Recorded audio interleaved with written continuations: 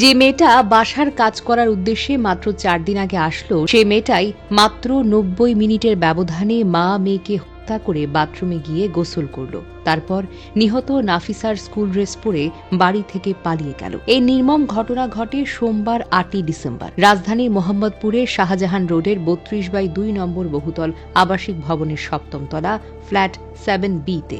সেদিন সকালটা ছিল অন্য দিনের মতোই স্বাভাবিক। এক শিক্ষক AZ আজিজুল ইসলাম হাসি মুখে বের হয়েছিলেন কর্মস্থলের পথে।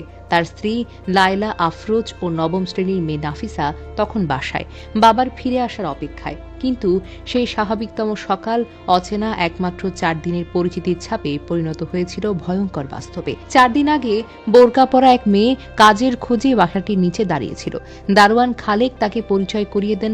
নাম তার আয়েশা, বয়স মাত্র 20, রংপুর তার বাড়ি। জেনেভা ক্যাম্পে চাচা এবং চাচির সঙ্গে থাকেন। বাবা মা পুড়ে মারা গেছে।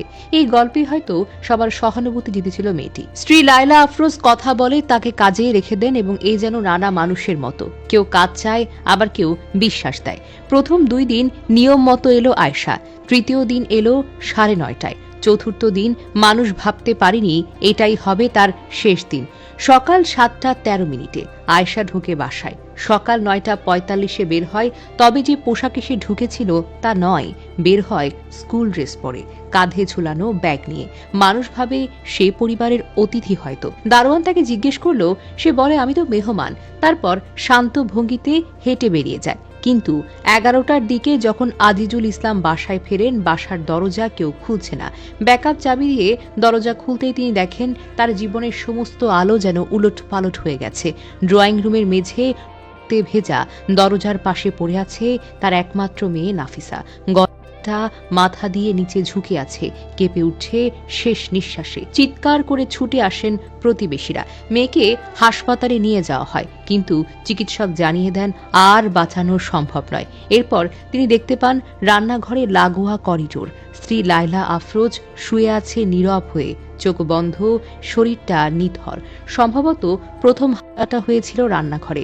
ফিনকি দিয়ে দেয়ালে ছিটকে গেছে রক্ত, রান্নার সবজিতেও লেগে আছে রক্ত।